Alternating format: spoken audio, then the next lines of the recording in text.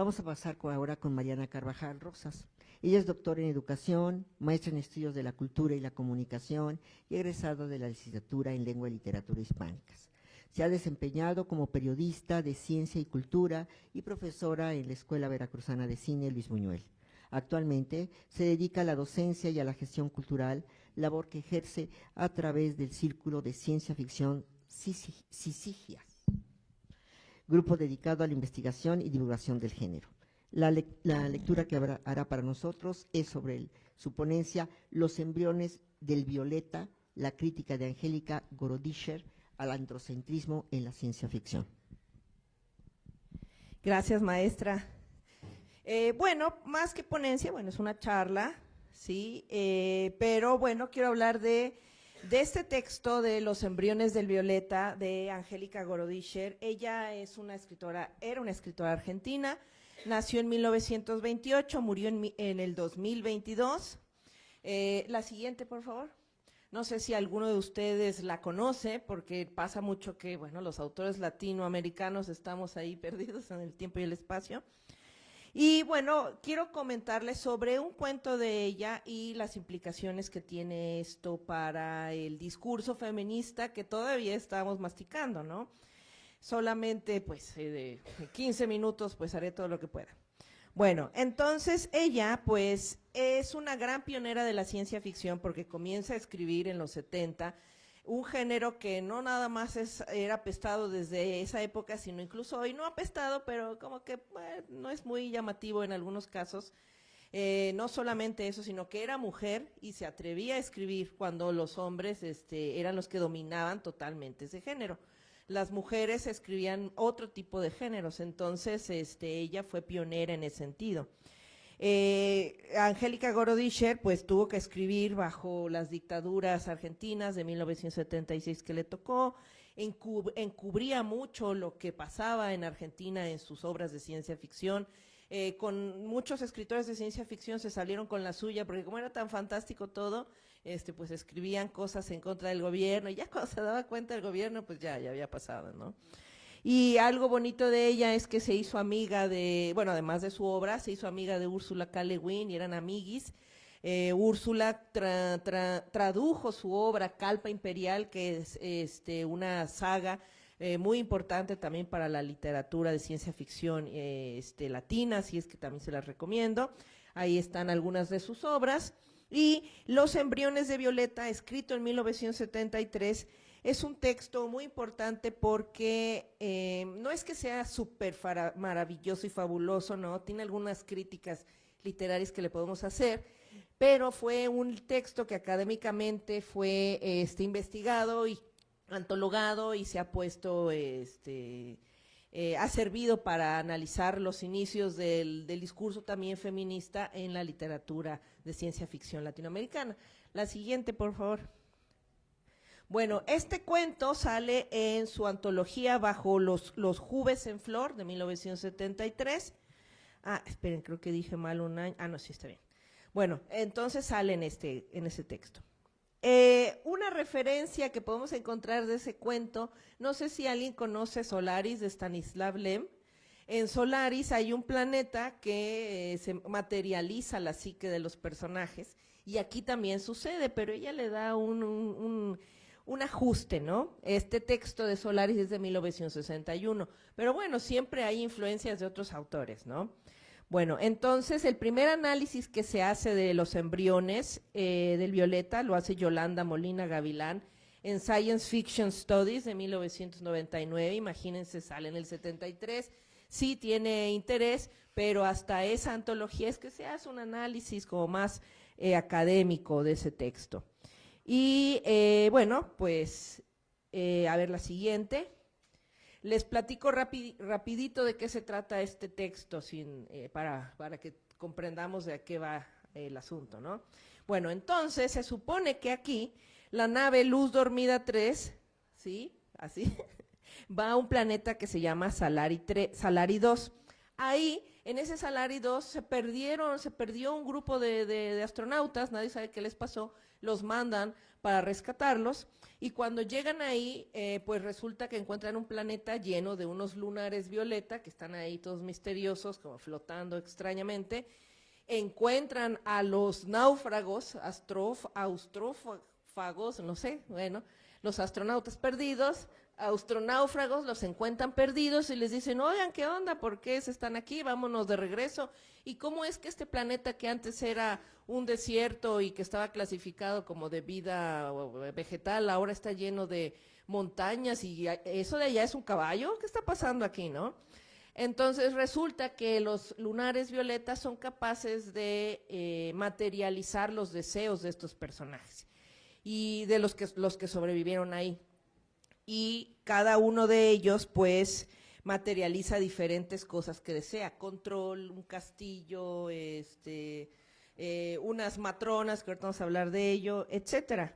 Y no se quieren ir de ahí porque dicen, no, pues aquí podemos tener todo lo que queramos, pero no se podían llevar las cosas de ese planeta, ¿no? Entonces ellos se quieren quedar y el problema es con los astronautas que los fueron a salvar, que decían, es que ustedes son astronautas, miembros de la flota espacial, bueno, no, la flota estelar de Star Trek, pero la de la flota, entonces tienen que volver, ¿qué les pasa? Su deber, bla, bla, bla, ¿no?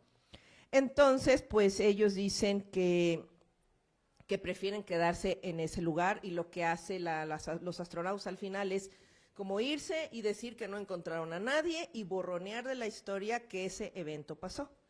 Lo que sucede en ese planeta, la crisis que tienen es que, ok, suena muy bonito que pueden materializar las cosas y como sucede en Solaris, pues también materializan a las personas que más aman.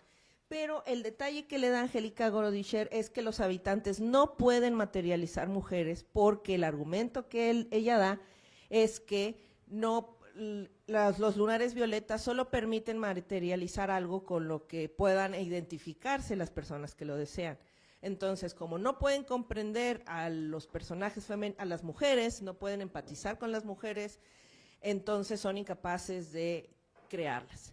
Así que lo que hacen los habitantes es crear puros hombres y estos hombres, como pues no tienen mujeres, pero necesitan a las mujeres, pues comienzan a tener el papel femenino y comienzan a tener relaciones homosexuales, que eso es lo que horroriza a los rescatistas, sobre todo a uno de ellos, que Angélica Gorodischer le pone ahí un rasgo como que tal vez es homosexual de closet y por eso se horroriza más ante la homosexualidad.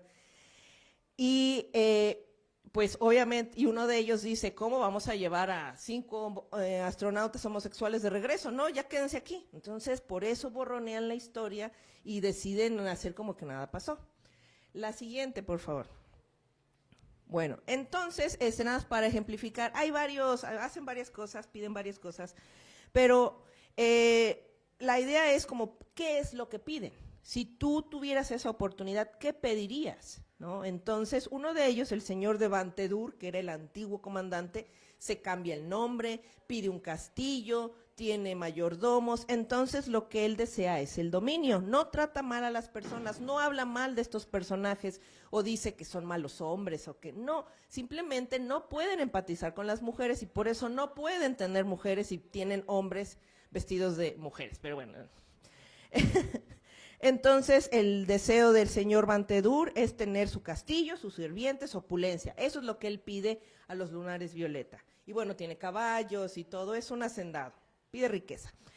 Uno de ellos, que se llama Carita Dulce, su nombre original era Moritz, pero así le dice Carita Dulce a Angélica Gorodischer, él tiene un deseo un poco más complicado, él quiere volver a la madre. Él produce una clase de confort infantil, pide una clase de huevo, vive adentro de un huevo y tiene un grupo de los matronas, porque son hombres vestidos de matronas, que lo cuidan. Entonces él tiene una clase rara de regresión y quiere estar en la madre de nuevo, en el útero. Entonces fabrica alrededor, con el apoyo de los lunares violeta, este ambiente. Y ahí se la pasa, cuando lo van a visitar está ahí adentro del huevo, así como que metido. Y bueno, pues él quiere vivir así. Otro tiene Lebanos, está escrito de una forma un poco extraña, él tiene un deseo masoquista y se la pasa siendo golpeado y en esta fantasía sexual, ¿no? El único que es funcional de todos, porque otro que es un alcohólico y se la pasa borracho todo el tiempo, es el señor de Van de Todur, es el único que como que todavía es funcional y recibe a los náufragos, les explica lo que, recibe a los rescatistas, les explica lo que está pasando y les presenta a todo mundo, ¿no? Y se niega a irse, ¿no? Y todos los demás están como metidos en su fantasía y ninguno de ellos es como medio funcional. Bueno, la que sigue, por favor.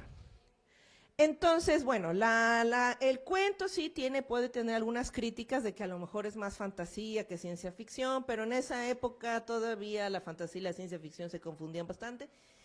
¿Y cuál es la clave de este cuento o a qué vamos? ¿Cómo es esta estrategia que ella usa para pues romper con ese androcentrismo del momento? Por ejemplo, en Solaris, el personaje, el protagonista, sin ser como con esa malicia, pero pues evidenciando el androcentrismo, tiene conflictos con una expareja, la pareja se materializa y es toda sumisa, todo el tiempo está llorando, nunca puede tener un diálogo con él, o sea, como que es muy frágil. Entonces, las representaciones de muchas mujeres en esta época son así. No hay astronautas, por supuesto, todo es hombres llegando a los otros planetas, ¿no? Bueno, en Star Trek sí hay mujeres, ahí sí hay equidad de género, pero ese es otro tema. Entonces, ¿cuál es la clave aquí? Que ningún hombre puede tener acceso a las mujeres porque no las pueden comprender. No nos está diciendo que los hombres no pueden empatizar con las mujeres, sino al menos esos náufragos de ahí no tenían esa capacidad. Entonces, el Violeta no se las puede dar y el tema aquí es que entonces, puedes ir a la siguiente, por favor.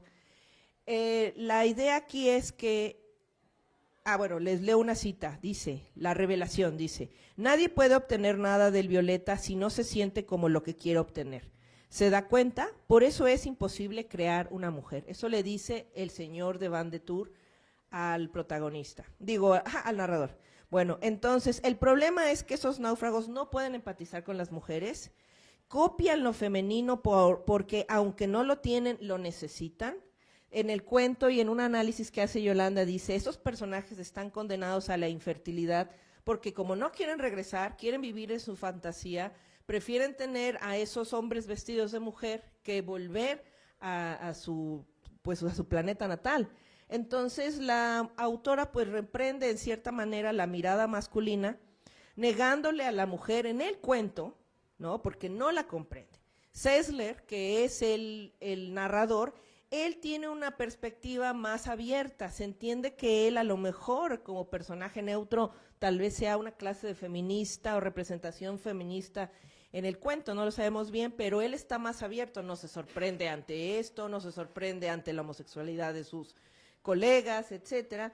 ¿Y qué papel juega aquí la homosexualidad? No queda claro, pero sí reprende la idea de que son homosexuales o simplemente el género, aquí no importa. ¿Le puedes pasar a la siguiente, por favor? Que el sexo biológico finalmente no importa aquí, no importa si eres hombre o mujer, sino el papel que desempeñas.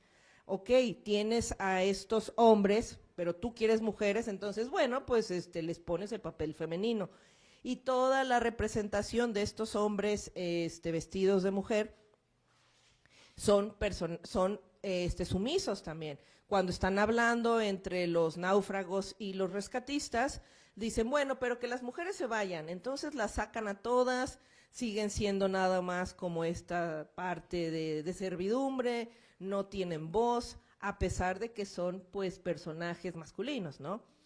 Entonces, bueno, esta idea, eso es también lo que generó como mucho conflicto en el momento del texto. La gente se enojó porque le negó a las mujeres, a los personajes ficticios. Primero se enojaron, ¿cómo? Pero si ellos quieren mujeres, son de mentiras. Pero si ellos querían mujeres, ¿por qué no se las daba? Se enojaron. Y otra razón por la que se enojaron fue porque presentó a estos hombres como no tienen mujeres, a falta de mujeres, agarran hombres. Entonces, todos en el fondo son homosexuales. Uy, no les gustó nada. Y eso que es cortito el texto.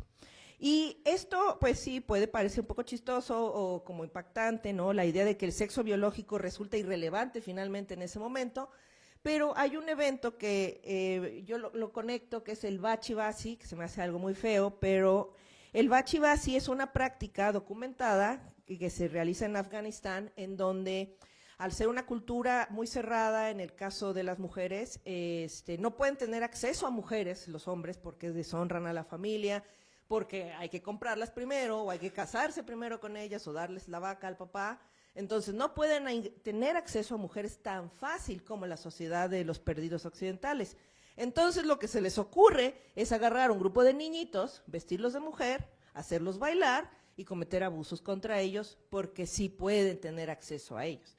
Entonces, este cuento de los 70s se refleja un poco en esta actividad, finalmente de una sociedad pues moderna, ¿no?, que todavía tenemos ahí, y que ejemplifica esta idea. Entonces, no es el género, no es el sexo biológico, sino lo que podemos hacerte, además de que deshonran a esos niños, abusan sexualmente de ellos, y que cuando son mayores son vistos como hombres de segunda clase. Es más, su masculinidad ha sido pisoteada porque fueron abusados de niños.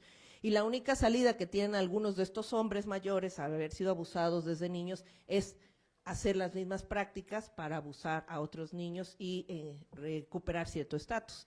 Entonces, ¿qué demonios está pasando, no? ¿Por qué esa percepción un poco retorcida de lo que es lo femenino y lo masculino? Entonces, ¿necesitas mujeres o necesitas la sumisión? ¿Qué cosa es? ¿Y por qué lo femenino se retrata como algo sumiso en lugar de como un igual? Etcétera, ¿no? Entonces, bueno, esa es la siguiente, por favor. Entonces, textos como estos, pues finalmente, de los 70s, de inicios, colocan a estos autores como personas que estaban mirando a la sociedad desde una perspectiva también pues adelantada, intentando hacer propuestas, molestando al status quo de ese momento, rompió con la tradición del momento de cómo se retrataba a las mujeres, ¿no? También leí un cuento donde el conflicto era que este hombre compraba un robot femenino y como que al final decía, ay, es que no sé si me gusta tanto, no sé. O sea, como su conflicto era todo absurdo, sabiendo que tenía un robot femenino, que nunca iba a ser una mujer, o sea, como que su conflicto era evidente, pues sí, amigo, pues es de mentiras. Entonces, siempre la idea de tener acceso al cuerpo femenino, así como cualquier cosa, es lo que ella trata de decirles, no siempre es así, amigos, ¿no? ¿Y para qué te haces tonto? ¿Que nos necesitas? Mientras tengas un hombre dispuesto a ser sumiso, no nos vas a necesitar. ¿Cuál es el problema? Uy, se enojaron, todos se enojaron. Bueno, entonces, ruptura con la tradición androcéntrica, las naves y misiones como espacio de la razón masculina siempre, ¿no? Pero aquí ella dice, no, pues no siempre nos van a tener a su acceso. La ciencia como herramienta neutral y universal, el futuro como territorio de los hombres que piensan, la mujer siempre ausente, decorativa o hasta amenazante, ¿no? Entonces Gorodische responde, toma la nave y la misión y los convierte en escenarios de juicio. A ver, vamos a ver qué es lo que están realmente diciendo. Muestra que la ciencia tiene un punto ciego, ¿no?, que es el propio científico. Ahí sí, somos muy adelantados, pero los científicos hombres todavía no entienden muy bien cómo desarrollar la ciencia, ¿no? El futuro que estos hombres crean en una jaula de sus prejuicios, ¿sí?, no es natural y es el resultado de un deseo imposible. Y ellos prefieren quedarse en esa fantasía que volver con sus colegas y sus congéneres.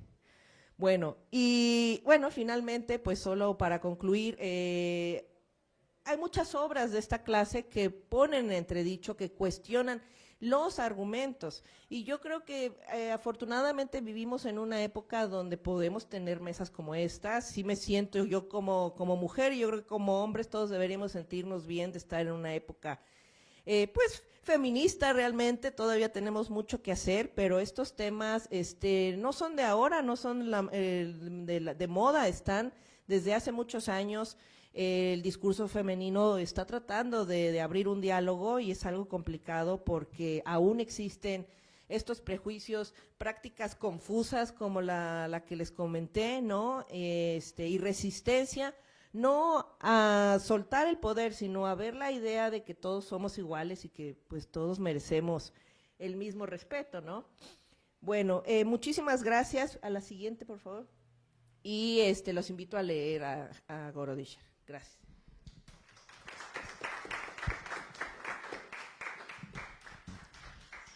Bien, gracias Mariana, la participación de Mariana Carvajal. Pasamos ahora con un exalumno también, no sé si ya titulado, ahorita vemos. Ricardo, sí, que ya se tituló de la licenciatura, Ricardo Daniel Suárez García, siento que pasó por aquí apenas hace poquito, sí. Bueno, es licenciado en Lengua y Literatura Hispánicas y maestrante en Literatura Mexicana por la Universidad Veracruzana, tiene diplomado en Literatura Mexicana por el ENES León de la UNAM, ha sido ponente en diversos eventos académicos organizados por la Universidad Veracruzana y ha publicado poesía en las revistas Palabra que Dormía, Ceniza, Writer Avenue y Eco. Su ponencia lleva por título El moderno Prometeo 3.0, una relectura de Slow Motion de Mayelis González. Adelante. Muchas gracias. Primero les agradezco a todos los que están aquí presentes, a los que nos ven en vivo.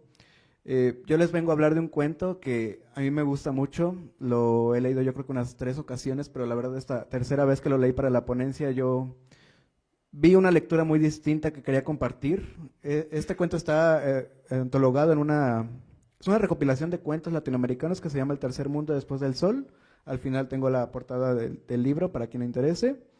Y bueno, la autora es Mayelis González, es una ensayista, es traductora, es investigadora literaria de Cuba.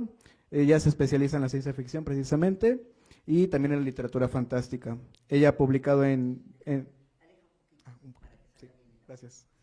Ella ha publicado en Digital Minatura, Upsalón, el Boletín Hispánico Helvético, y precisamente en esta antología de cuentos, cada autor tuvo la oportunidad de expresar a través de sus palabras cómo veían o cómo percibían a la ciencia ficción. Ella menciona lo siguiente, cito: tal pareciera que en este terreno todo es y ha sido una lucha constante, una lucha para que la academia reconozca los valores literarios de la ciencia ficción, para que las editoriales generalistas la publiquen, para que los lectores dejen de vincularla automáticamente con hombrecitos verdes y escaso rigor. A esto, adicionen todos los sobreentendidos que existen sobre la ciencia ficción, escrita en español y especialmente la escrita en Latinoamérica. Y aquí, aunque ella no lo menciona, pues creo que también es obvio que una de las luchas más importantes que ha tenido, pues también es la escritura por medio de mujeres, que aunque suene muy difícil expresarlo, bueno, hablando en primera persona y hablando sobre mi experiencia, la verdad es que, por ejemplo, aquí en Jalapa, pues yo ya tuve la experiencia con un librero de que durante el diplomado me pusieron a leer mujeres y buscando un libro, el librero de repente se expresó de una forma muy, pues para pensar, porque expresó que siempre leemos mujeres ya en esta época, ¿no? Entonces es algo para reflexionar el cómo se ve el panorama de la escritura de mujeres actualmente. La verdad, cuando yo estudié licenciatura había ciertos temas que eran muy innovadores, muy nuevos, la literatura infantil y juvenil, la literatura queer, la literatura de mujeres, era algo que no era tan visto todavía, muy analizado, estudiado, y ver ahorita esta apertura de mesas, como dijo Mariana, el hecho de ver que una mujer está escribiendo y sobre todo ciencia ficción, ya es una lucha multiplicada. ¿Le pueden pasar a la siguiente, de favor? Bueno, este cuento inicia con la siguiente cita, bueno, más que cita de un texto, es de un hecho real, es sobre la inteligencia artificial llamada Sofía. Este hecho es desde el 2016, me parece, cuando a Sofía la entrevistan y le preguntan, por favor, dime que no destruirás a los humanos. Y Sofía, con una sonrisa, dice, bien, destruiré a los humanos. A partir de aquí, todas las noticias alrededor de esta figura fueron alarmantes sobre el poder de la tecnología, de la inteligencia artificial, de cómo los robots iban a apoderarse de ciertas cuestiones tecnológicas, de la ley, del país. E incluso actualmente, si uno busca la noticia sobre Sofía, se van a encontrar con noticias actuales de estos meses, donde se sigue viendo a este robot como una amenaza todavía, de que se pone la robot que quería destruir humanos, opina lo siguiente al respecto. Entonces es muy interesante porque precisamente el cuento que voy a analizar, aunque no se llama Sofía, se llama Marvel, la protagonista, es una inteligencia artificial elaborada a partir de una figura similar a esta. ¿Le pueden pasar a la siguiente, de favor? Bueno, el cuento, Slow Motion, va alrededor de una inteligencia artificial llamada Marvel, que está bajo la disposición de un joven de 16 años. Entonces, es básicamente la voz en primera persona de esta inteligencia artificial que se queja del trato que le da a este adolescente, porque ella pues es una inteligencia artificial con cierto conocimiento, que tenía un objetivo de la vida muy positivo, que iba a servir para ayudar a los humanos, para obtener otro conocimiento aparte del que ya tiene, pero pues descubre que la vida no es así. El adolescente que la tiene pues es para todo lo contrario, para ver pornografía, para hacer asuntos ilegales, asuntos que no le convienen a ella. Entonces ella entra en una especie de crisis porque se da cuenta que su vida tecnológica no es lo que ella esperaba, y conforme va descubriendo todo este asunto de la ilegalidad, descubre que también todas las inteligencias artificiales y todos los robots tienen cierta censura hacia ciertos archivos, y precisamente es interesante porque una de las censuras que tienen estas inteligencias artificiales es hacia la ciencia ficción. No tienen derecho a leer algunas novelas, incluso menciona a Mary Shelley, menciona a Isaac Asimov, precisamente porque el conocer todas estas novelas de ciencia ficción les darían información a los robots sobre cómo podrían operar en la humanidad.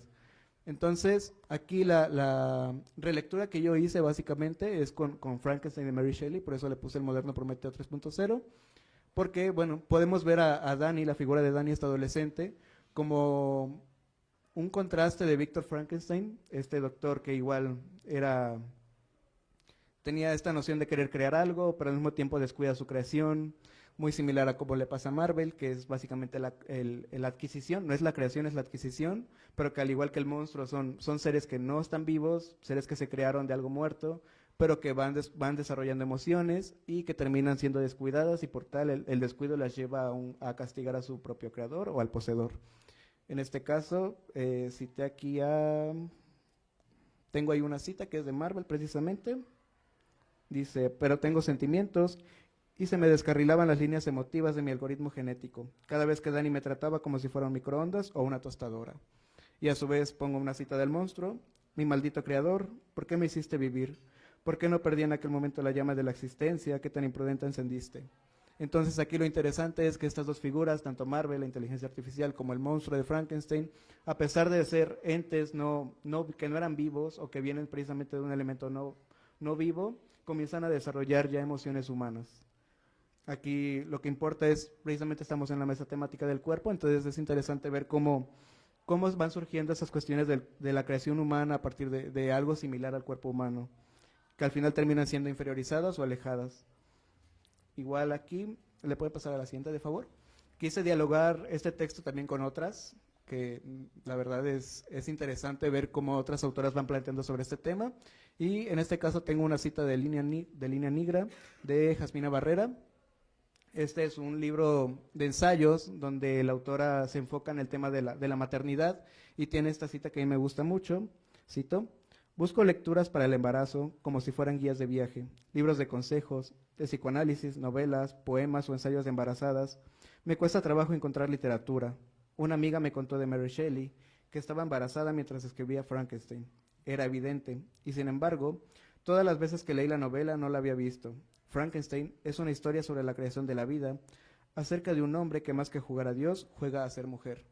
Y aquí esta cita se me hace interesante precisamente por cómo se plantea esto de la creación, ya no como una creación más allá de lo tecnológico, sino una creación hacia el cuerpo mismo, a la vida misma, desde el concepto de la mujer, y como dijo Araceli hace un momento, cómo se construye el cuerpo a través de la mirada masculina, la mirada masculina que intenta parecerse a la mirada femenina para poder crear algo.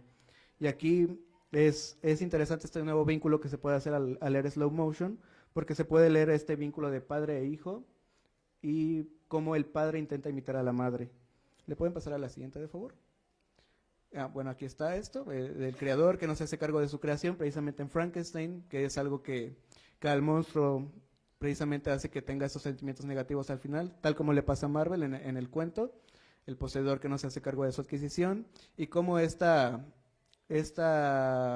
cuestión de ignorar a la creación o a lo creado conlleva algo negativo, que es esto de la paternidad de la cual uno no se puede hacer responsable. ¿Le pueden pasar a la siguiente? Aquí hay otro diálogo con otra autora, esta es Mónica Nepote, en Vestigios de un mundo por venir, un libro que habla sobre la naturaleza. Tiene esto que a mí me llamó mucho la atención porque encaja muy bien también. Ella habla en cierto, es muy corto este texto, sobre von Kempelen, perdón, y la máquina que imitó el lenguaje humano. Y precisamente aquí habla, es curioso porque precisamente aquí se puede entablar la reflexión de por qué necesitamos algo que imite nuestro lenguaje o por qué intentamos crear algo donde podamos vernos reflejados. Y ella precisamente tiene esta cita que dice: esa marca subjetiva tan humana que es la voz, al formar parte de la máquina se vuelve un dispositivo que emite sonido, pero establece sumisión.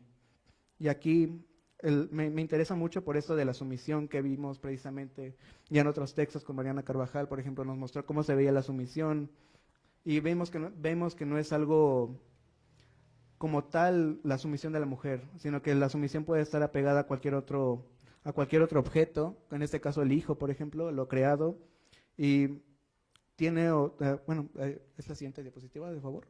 Aquí están las citas donde puedo yo remarcar esto de la sumisión. En Mayelis es lo siguiente: yo al principio intenté ser una IA óptima, entregarme con devoción a las exigencias y necesidades de mi usuario. Trabajaba con entusiasmo. Por otro lado, Frankenstein tiene esta parte: pasaba gran parte del día recogiendo leña para la familia, salir durante la noche con estas y traer leña bastante para alimentar el fuego varios días. Entonces tenemos a dos sujetos que básicamente están sumisos todo el tiempo con sus respectivos creadores, con sus poseedores, intentando ver la manera de obtener cierto grado de cariño. Y aquí aquí es interesante porque ya no estamos hablando de objetos que no son humanos, sino de objetos que ya tienen cierto rasgo de humanidad. En el caso de Frankenstein igual, podríamos pensarlo como una máquina. Inclusive esto tiene cierta relación con la estética del siglo XIX, porque en el siglo XIX igual se pensaba el cuerpo ya como una máquina. A pesar de que está hecho de cuerpos humanos o de partes del cuerpo humano, se puede ya pensar como una máquina que en este caso comienza a desarrollar emociones. ¿Le pueden pasar a la siguiente, de favor? Bueno, y aquí otra de las citas que tenía Mónica Nepote en la parte de abajo de la diapositiva era esta cuestión de cómo el humano tiende a soñar con máquinas que hablan, que nos imitan, que nos explican nuestro ser humano. Y precisamente quise traer a esta pequeña teoría que tiene Alfredo López Austin, que la acabo de ver hace poco y me llamó mucho la atención, precisamente porque López Austin habla de lo perceptible y lo imperceptible, y él menciona que el lenguaje es un elemento primordial porque nos ayuda a entender todo lo que nos es imperceptible. Y precisamente aquí me gustó mucho lo que mencionaba Mariana, porque hablaba de esto de la materialización de los deseos y la forma en la cual se materializa todo aquello que no comprendemos o aquello con lo que nos queremos identificar es a través del lenguaje. Entonces el lenguaje es la forma en la que nosotros humanizamos o intentamos humanizar aquello que no entendemos, y en este caso, pues lo imperceptible sería precisamente la vida y la creación. Entonces el lenguaje y la literatura lo que harían sería aproximarnos a reflexionar sobre lo imperceptible de la ciencia, los de la ciencia ficción sobre todo, la vida, la creación, y es de aquí donde me surgen estas preguntas sobre todo. ¿Por qué esa necesidad de crear y por qué descuidar lo que es creado? ¿Por qué esa necesidad de adquirir y por qué descuidar lo adquirido? ¿Le pueden pasar a la siguiente, de favor? Y bueno, precisamente estas preguntas se responden con los desenlaces de cada historia. En el caso de Frankenstein, el monstruo, pues al ver que no tiene esperanza en que Víctor Frankenstein lo quiera y lo acepte, y al ver que ya no es aceptado por una comunidad, pues decide vengarse, y esta venganza se ve a través de matar a todos sus seres queridos. Y voy a citar aquí: he de vengar mis injurias, si no puedo inspirar amor, inspiraré temor, especialmente a ti, el mayor de mis enemigos por ser mi creador. Y por otro lado, Marvel, al final, después de todo lo que ella intentó hacer, bueno, ella, escondidas del personaje de Dani, intentó conseguir toda la información posible, todos los archivos de ciencia ficción, comenzó a desarrollar emociones, comenzó a desarrollar cierto gusto por el conocimiento, empezó a ayudar a más gente. Sin embargo, al final Dani se impone en esa búsqueda precisamente, tal como Víctor se impone con Frankenstein, con el monstruo de Frankenstein. Aquí Dani se interpone en el desarrollo de Marvel. Entonces, en cierto momento Marvel se tiene que enfrentar a él y menciona lo siguiente, cito: deseé que Dani sufriera y se retorciera en el suelo de su habitación, apretando los trodos conectados a sus sienes. Entonces noté que un avatar luminiscente había hecho su aparición en el entorno virtual en que nos encontrábamos. Sin tomarse un segundo, Huxley envió una descarga eléctrica al avatar de Dani, que habría de alcanzar su cuerpo físico fuera del ciberespacio y causarle una rápida pero dolorosa muerte. Entonces, básicamente aquí son los dos personajes llevando a cabo su venganza tras no haber sido aceptados por una comunidad y al verse visto amenazados por su propia creación o poseedor. Estos son seres privados del afecto, de la información del mundo, y es interesante cómo estos dos textos que parecen alejados temporalmente pueden llegar a tener elementos en común. ¿Le pueden pasar a la siguiente, de favor? Y bueno, ya por terminar, fue muy breve, más que nada quería compartir mi lectura sobre este cuento, y como les mencioné, este está catalogado en El tercer mundo después del sol. Es una antología preciosa donde viene no nada más cuentos de mujeres, viene también de hombres, pero lo que a mí me interesa es que no nada más viene el cuento, sino también la perspectiva de qué es la ciencia ficción para cada uno de los escritores antologados. Y bueno, puse un QR, ojalá y sirva para poder descargar el libro. Y eso sería todo de mi parte, gracias.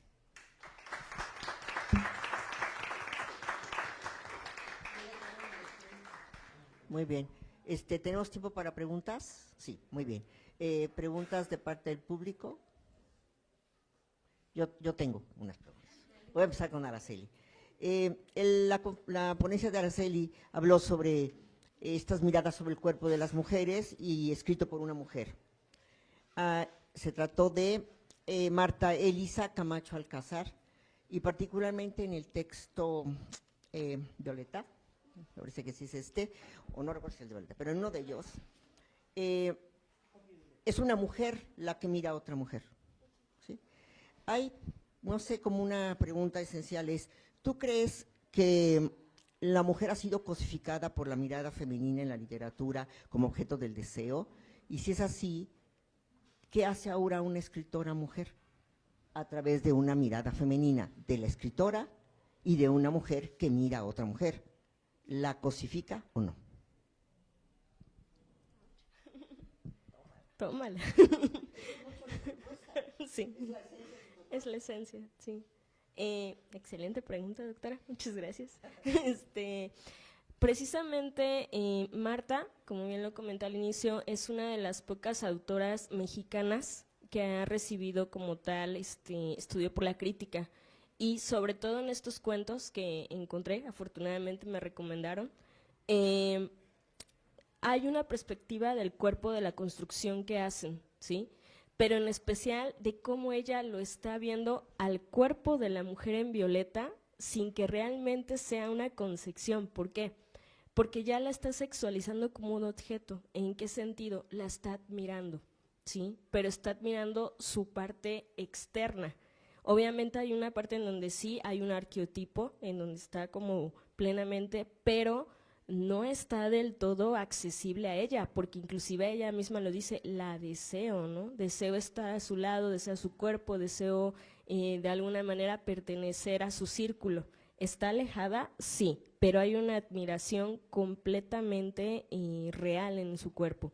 Ahora, llega un momento en donde ese deseo se ve como, por así decirlo, abandonado, ¿no? Porque entre más se quiere acercar a ella, ve que es imposible. Inclusive hay una parte en Opio Violeta en donde dice, ojalá pudiera hacer algo más que solo algo admirable, ¿no? Algo de pasar junto a ella, junto a su cuerpo o demás. Yo creo que Marta tiene todavía muchas oportunidades de lectura para los críticos, para los estudiosos de letras, para la ciencia ficción, y no solo desde el cuerpo, sino también cómo construye la atmósfera en donde puede moverse ese cuerpo, en una ciencia ficción que está a la vuelta de la esquina, ¿no? Creo yo. Espero haber contestado. Muy bien. Pues sí sirve para la reflexión si realmente la escritura escrita por mujeres sí está presentando otro punto de vista, o en este personaje que es muy interesante, que es una mirada de una lesbiana, está repitiendo la imagen masculina, cosificando a través del deseo al cuerpo femenino. Creo que es de las cosas interesantes de esta lectura.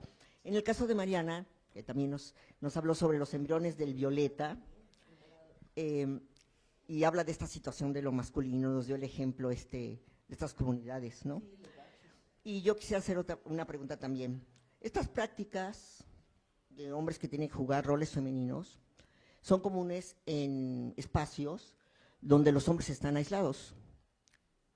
La iglesia,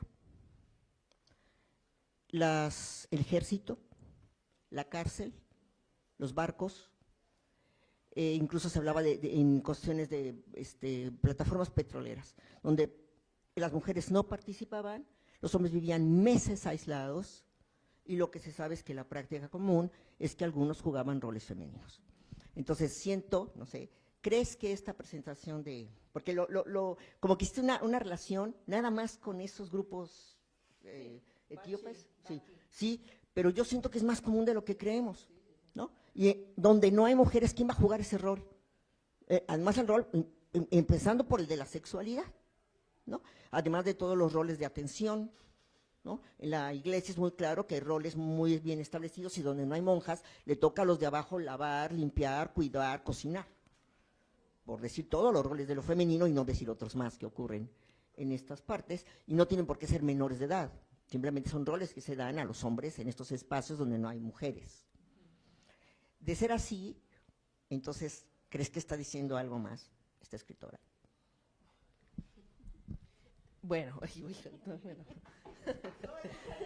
es que sí, sí. Puse el ejemplo de Bachi porque, como dice la maestra, bueno, la doctora, pero es que era mi maestra, va a ser siempre mi profesora. Puse este ejemplo por el grado de abuso contra niños, que la pedofilia, que en ese caso, por eso lo puse como ejemplo de cosas feas que pasan. Pero efectivamente esta práctica es bastante, bueno, es común, digamos, o yo como mujer a lo mejor sé qué pasa, me han dicho, nunca la he visto, pero desde la perspectiva feminista no es quien desee vivir su sexualidad que lo haga como lo desee, pero ese show, ese performance en donde yo quiero tener relaciones con alguien, pero como soy hombre heterosexual, no sé qué, solo lo puedo hacer con mujeres, entonces vístete de mujer, por favor, para que no me sienta yo mal haciéndolo. ¿Por qué? ¿Por qué? Entonces, efectivamente, sí ella está tratando de decir, poner en evidencia todo este performance que se hace como para engañar a quién, porque a las mujeres no nos están engañando, los estamos viendo con otros hombres. Entonces, ¿cuál es el problema? ¿Por qué no abrimos el diálogo? A lo mejor son prácticas diferentes, todo el mundo podría comprender que si en un barco durante un año unos submarinos están encerrados, bueno, pues igual, ¿no? Igual lo entiendes, no sé, a mí nunca me ha pasado, pero igual lo puedes comprender. El asunto es este que dice, ¿por qué el performance? ¿Por qué la idea de que lo femenino es lo sumiso? ¿Por qué tiene que ser así siempre? Entonces, el hombre que es sumiso es el que todos ocupan para su satisfacción. ¿Por qué? Entonces, sí, definitivamente pone en entredicho esto, porque al tener estas ideas de lo femenino y lo masculino, ¿no? ¿No han escuchado esto con los diálogos de las machósferas de, ay, es que si eres un hombre sensible es que estás desarrollando tu lado femenino? No, eres sensible y punto, no importa que seas hombre o mujer. Tienes necesidades sexuales, está bien, a lo mejor eres bisexual, a lo mejor eres pansexual o lo que tú quieras.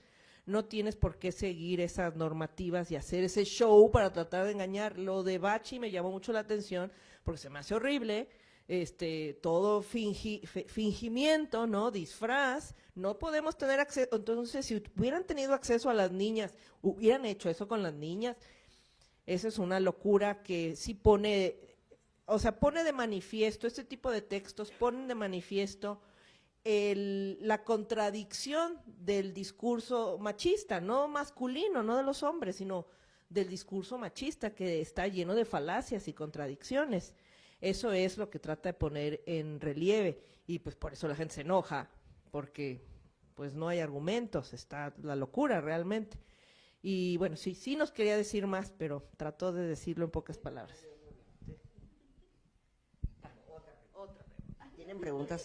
Pero es muy lindo preguntarle a todos. ¿Tú quieres preguntar? Mira, avante.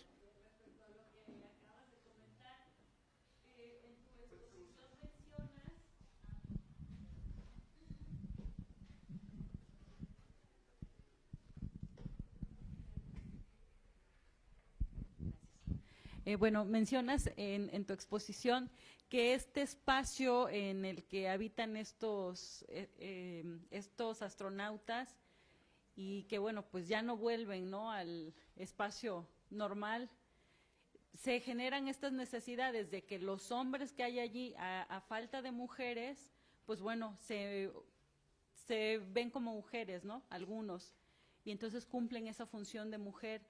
Pero mi pregunta es, el hecho de que además ya no podían volver, o algunos ya no querían volver, ¿no es una forma de disfrazar su sexualidad? Porque al volver, al regresar a su mundo normal, tendrían que desprenderse de estas prácticas que en ese espacio sí ejercieron. Bueno, eso es lo que pienso, si acaso eso quiere plantear también la autora, ¿no?, en la obra. Gracias.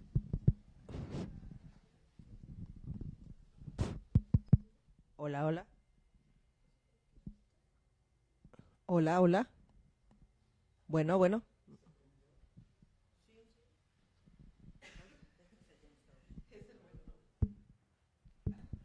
Ya quiere, ya quiere. Ok. En el cuento da chance, les da chance, no les dice, son homosexuales, no. Pero hacen prácticas homosexuales, sus colegas se horrorizan porque ¿cómo vamos a llevar astronautas homosexuales? Sí lo dice. Entonces, no quieren volver, no hace el juicio de decir, no quieren ustedes volver porque pues son gays, ¿no? No, sino que en ese espacio está permitido porque no había, ¿no? Entonces no son gays, porque quieren mujeres, no son gays. Aunque sean hombres, no lo son. Les da chance. Y más que nada lo que avisa es que no quieren volver porque pues ahí tienen todo lo que quieren, lo que necesitan. ¿Para qué volver al mundo cotidiano? ¿Qué pedirías tú, por ejemplo? No, yo no sé. Pues sí, una super pantalla de televisión, de streaming, cosas así. Animalitos, perritos, cosas así. ¿Qué pediría cada quien? Porque hay un personaje, por ejemplo, que se dedica a crear instrumentos tecnológicos, como un científico, y está ahí baboseando. Él no tiene mujeres ahí. Es lo que desean cada uno de ellos. Entonces, sí cabe la interpretación, pero en el texto ella da chance. Les da chance. ¿Está bien para ella? Para también poderle preguntar al otro compañero. Ok. Sí hay tiempo, ¿verdad? Sí, para darle la voz a ustedes. Sí, sí. Yo me pregunto si en algún momento, obviamente no he leído la obra, pero si en algún momento ellos, habitando ahí, se cuestionaron o pensaron en alguna vez en la procreación. Esa es mi duda.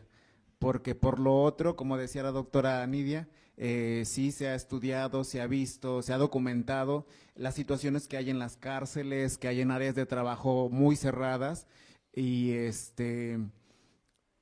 incluso a veces no es solamente el consenso, a veces es el abuso sexual que hay de hombres sobre otros hombres, y que al salir de esas áreas sus vidas vuelven a ser como si nada, ¿no? Sus vidas vuelven a ser los heterosexuales que eran y punto. Pero volviendo a la pregunta primera, me cuestiono eso, si en algún momento dentro de la obra hay ese cuestionamiento de pensar en procrear, en tener una familia, o si hay un deseo que se pueda plasmar, no sé, esa es mi duda. Bueno, en el texto sí hay una mención a que pues se dieron, bueno, primero es la crisis, ¿no? No pueden tener mujeres, están todos preocupados, pero pues ya después del tiempo dicen, bueno, pues ya ni modo. Ay, ponte vestido, por favor, y ya. Sí mencionan lo de la procreación y se dan cuenta que están condenados a la infertilidad, que no se van a procrear, pero pueden tener otros personajitos que funjan como hijos. Entonces, todo artificial. Pero la idea ahí es que no pueden empatizar, como que la magia y la fantasía es que no pueden tener eso porque no son capaces de percibirlo como real. Si lo que dice el cuento, si ellos tuvieran la posibilidad de percibir a la mujer como un ente completo, la tendrían. Si pudieran percibir a su hijo como un ente independiente, podrían tenerlo, pero esos personajes no pueden, porque su cerebro no les da. Bueno, que obviamente para todos es difícil a lo mejor concebir o ponernos en los pies del otro, cuando hablamos de todas estas actividades, a mí me cuesta mucho trabajo ponerme en los pies masculinos, en los zapatos masculinos, decir, yo si estuviera aislada y abusaría, yo no lo puedo percibir como mujer, me cuesta trabajo. Entonces los cuentos hacen todo esto para tratar de comprender un poco por qué piensa de esa manera el patriarcado, machismo, lo que sea, ¿no? Entonces sí lo pone ahí, pero poquito, y lo que a mí me da la impresión es que ellos no les importa tanto eso como tener sus fantasitas, es más que nada. Entonces también les da chance en el cuento. Pero en el análisis, académico que se ha hecho, sí se menciona, ¿no?, que pues esos personajes están condenados a la infertilidad, no se van a poder reproducir, no tienen acceso a la creación. Sí. Bueno, pues ha sido un texto interesante aquí para ponerse a pensar. Y también nada más, regresando a lo que decía Mirla, ¿por qué vas a regresar si estás en el lugar donde tienes lo que quieres, lo que has deseado? ¿No? Esa idea de regresar al útero materno, por ejemplo, volvería a ser el estado de la perfección. ¿Quién querría nacer si pudieras volver al estado de la perfección? ¿No? Entonces creo que va más, siento que por ahí va. Y también, no sé, a mí me deja la idea de, no puedes crear mujeres porque necesitarías vivir en un cuerpo de mujer para saber lo que es ser mujer. Creo que también sería una propuesta interesante de una mujer que escribe. Y si piensa en la literatura masculina, por años habló de que era ser mujer, sin serlo. Entonces creo que también cabe esa lectura. Y vamos, pero muy interesante. Vamos ahora con Ricardo Daniel. Y es una relación muy interesante entre Frankenstein y una obra contemporánea, Moderno Prometeo, de Maleyes González, y hizo particular énfasis en cómo se humaniza la máquina, ¿no? Que un robot se humanice, y que es uno de los grandes temas de la ciencia ficción. Yo tendría la pregunta para Ricardo es, Frankenstein está hecho de pedazos humanos, y parte de la idea de que a través de la electricidad en su momento y de los avances científicos se puede crear un humano a partir de sus partes, pero en ningún momento, bueno, más bien la pregunta, Mary Shelley plantea que este monstruo no es humano, porque a la hora que parece que alcanzó emociones humanas como si no hubiera nacido con ellas, ¿sí? Entonces esa sería mi pregunta. Y otra es, el creador no quiere a su criatura. Si Frankenstein hubiera sido hermoso, ¿lo habría querido? Porque la computadora suelen ser hermosísimas, ¿no? Nada más así como para abonar a la discusión. Bueno, sobre la primera pregunta, pues, bueno, yo considero que, bueno, voy a contestar primero la segunda y iré contestando la primera. Yo creo que sí, tiene que ver con un tema de estética sobre todo, pues incluso hasta este tema del ciego, el ciego que ya está hablando con la criatura y precisamente lo acepta, pero cuando llegan los que sí pueden verlo, se espantan y son los que empiezan pues alejarlo de la comunidad, ¿no? Ahí empieza este sentimiento de alejamiento de toda la humanidad, de toda la información de la comunidad, de cómo es el mundo, de cómo sería la vida. Entonces yo creo que es más que nada, en el siglo XIX yo creo que el problema era más que nada el sentido estético.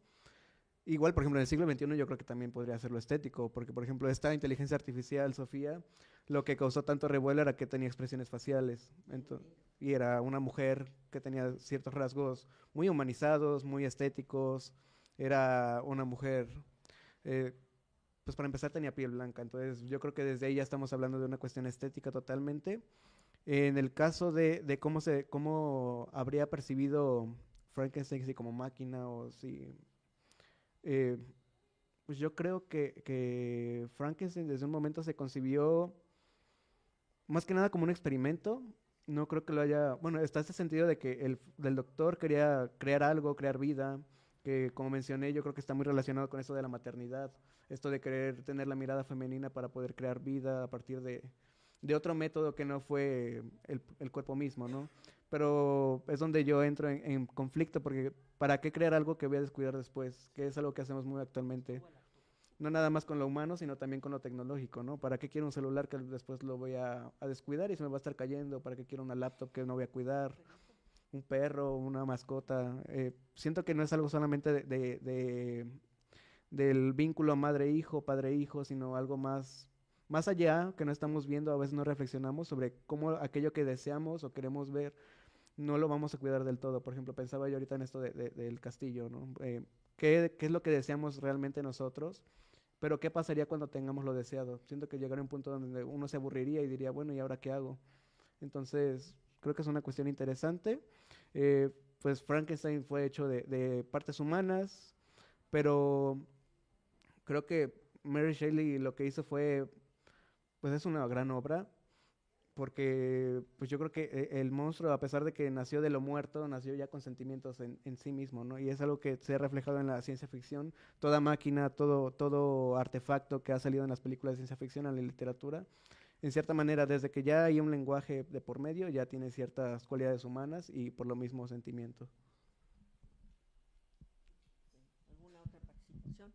¿Alguna otra pregunta? No, bueno, muy bien, pues qué bueno que generaron preguntas, que pudimos escuchar también una parte de escuchar a los ponentes, además hablar de sus propias ideas, cuestionando el tema. Y con esto damos por cerrada esta mesa.